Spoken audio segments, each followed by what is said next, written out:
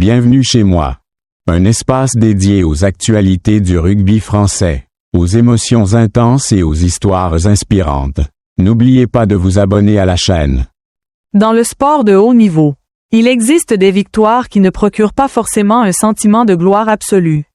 Il y a des matchs où, après le coup de sifflet final, ce qui reste n'est pas une joie pure, mais un mélange de soulagement, d'inquiétude, de fierté et de questionnement.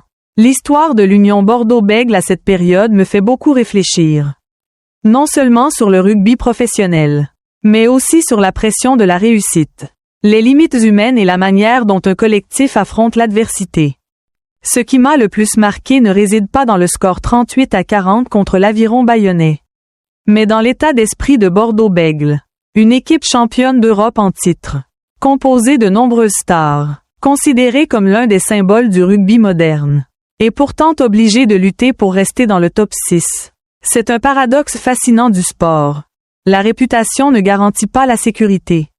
Et un passé glorieux ne permet pas de gagner dans le présent. Je pense que beaucoup de supporters voient le sport de manière assez simple. Si une équipe est championne d'Europe, elle doit dominer son championnat national. Si elle possède des stars, elle doit gagner facilement. Mais la réalité est bien différente. Chaque compétition a ses propres exigences, son intensité, ses contraintes. Certaines équipes brillent sur la scène européenne mais peinent dans la régularité du championnat. Ce n'est pas une question de faiblesse, mais plutôt la preuve que le haut niveau exige une constance presque parfaite, plus difficile encore que le talent.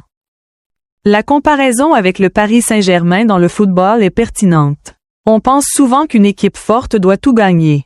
Mais entre le calendrier chargé, la pression mentale, les blessures et la fatigue psychologique, tout devient fragile. Bordeaux-Bègles vit exactement cela. Partager ses efforts entre plusieurs compétitions. Maintenir ses ambitions européennes tout en restant dans le top 14. Quelques mauvais résultats peuvent faire basculer toute une saison. Ce qui me touche, c'est leur capacité à ne pas abandonner malgré la situation critique. Menés 38-19, beaucoup d'équipes auraient perdu espoir. Bordeaux-Bègles, non. Ils ont résisté, repris peu à peu, malgré une situation très défavorable. Le moment où Louis Bielbiarré marque ressemble à une étincelle qui rallume tout un groupe. J'aime particulièrement ces remontées car elles montrent une vérité essentielle, l'être humain est souvent plus fort qu'il ne le pense. Dans la vie, nous traversons tous des moments de désespoir, pression professionnelle, études, finances, famille ou doutes personnels. Et lorsque tout s'accumule, on pense facilement qu'il n'y a plus d'issue. Mais le sport prouve souvent qu'avec de la volonté et de la foi, les situations peuvent basculer. Bien sûr, cette victoire ne masque pas les problèmes de Bordeaux-Bègles. Une grande équipe ne peut pas constamment encaisser autant de points avant de réagir dans l'urgence. Le fait de laisser Bayonne prendre le large révèle des failles défensives et une instabilité mentale. Une vraie équipe championne doit savoir contrôler le match avant qu'il ne lui échappe. Je pense que c'est quelque chose que beaucoup de personnes vivent aussi dans leur quotidien, réagir trop tard, quand la situation est déjà critique. Négliger sa santé, laisser le stress s'accumuler, ou attendre que les relations se dégradent avant d'agir. Bordeaux-Bègles agit parfois de la même manière, il se réveille au bord du précipice. Ce match n'est donc pas seulement une victoire sportive. C'est un rappel, savoir sauver une situation est important, mais savoir éviter la crise l'est encore plus. Une équipe forte n'est pas celle qui n'a jamais de problème, mais celle qui sait les anticiper. La déclaration de Jean-Baptiste Pou, évoquant la peur de prendre 50 points, est très honnête. Dans le sport moderne, on veut souvent montrer une image de force permanente. Pourtant, les joueurs et entraîneurs ressentent eux aussi la peur, le doute et la pression. Cette sincérité rend cette équipe encore plus respectueuse à mes yeux. Reconnaître qu'on a été proche de la rupture est souvent le premier pas vers la résilience. Cela me rappelle aussi une leçon personnelle, parfois, on essaie de cacher ses difficultés, de paraître fort, de tout contrôler. Mais nier les problèmes ne les résout pas. Les affronter est la seule manière de progresser. Autre point important, malgré la victoire, Bordeaux-Bègles n'est pas encore en sécurité. Le top 6 reste fragile, la saison est loin d'être terminée. Cela montre une réalité du sport de haut niveau, aucune place n'est acquise. Dans la vie aussi, le succès demande un effort constant. Rien n'est jamais définitivement acquis.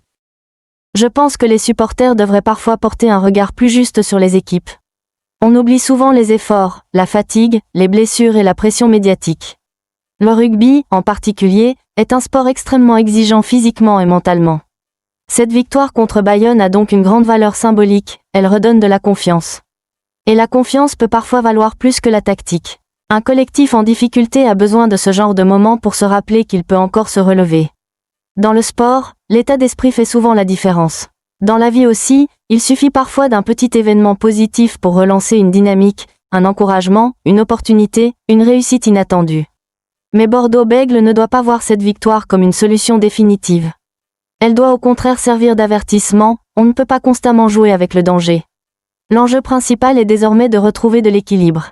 Réussir en Europe est admirable, mais perdre en championnat national serait problématique. Une grande équipe doit savoir gérer ses efforts et rester constante. C'est aussi une leçon pour notre société, nous voulons tout réussir en même temps, mais nos capacités sont limitées. Sans équilibre, l'épuisement arrive vite. Bordeaux-Bègles en est l'exemple parfait. Trop sollicité, ils perdent en stabilité. Cela ne veut pas dire que l'ambition est mauvaise, mais qu'elle doit être maîtrisée. Ce que j'apprécie aussi, c'est leur résistance face aux critiques. Le sport change très vite, héros un jour, en crise le lendemain. Si les joueurs écoutent trop les jugements extérieurs, ils perdent leur identité. Le plus important n'est donc pas seulement la victoire, mais la manière dont ils ont répondu à la pression. De mon point de vue, la vie n'exige pas d'être toujours le plus fort. L'essentiel est de ne pas abandonner quand tout semble s'effondrer. Parfois, la situation actuelle ne définit pas la valeur réelle d'une personne ou d'un groupe. Tant qu'il reste de la volonté, il reste une possibilité de changement. Je pense aussi que notre société devrait adopter un regard plus humain sur les échecs. Aujourd'hui, les erreurs sont vite moquées. Pourtant, c'est dans les moments difficiles que se révèle le véritable caractère. Une équipe en difficulté n'est pas forcément une équipe faible, elle peut simplement être en surcharge, en déséquilibre ou en reconstruction. Pour Bordeaux-Bègles, le chemin reste long. Mais ce type de match peut les faire grandir. La résilience se construit souvent dans la douleur, pas dans la facilité. Au final, ce que cette histoire montre, c'est que le sport ne parle pas seulement de titres. Il parle aussi de limites, de pression, de courage et de capacité à se relever. Bordeaux-Bègles a vécu un week-end compliqué, mais a aussi montré que son esprit de combat est toujours vivant. Et c'est peut-être cela qui fait la beauté du sport, ne pas gagner tout le temps. Mais continuer à se battre, même au bord du précipice. À partir de toute l'histoire, on peut constater que l'élément le plus important ne réside pas dans le résultat sur le tableau d'affichage, mais dans la manière dont un collectif réagit lorsque tout semble échapper au contrôle. Le sport de haut niveau, en fin de compte, place toujours l'être humain face à des limites extrêmes afin de l'obliger à révéler sa véritable nature, lorsque tout va bien. Il est facile de briller, mais c'est dans les moments difficiles que l'on voit clairement qu'il y a assez de sang-froid pour continuer à avancer. Merci à tous de m'avoir accompagné. N'oubliez pas de vous abonner pour continuer à suivre des histoires de rugby pleines d'émotions.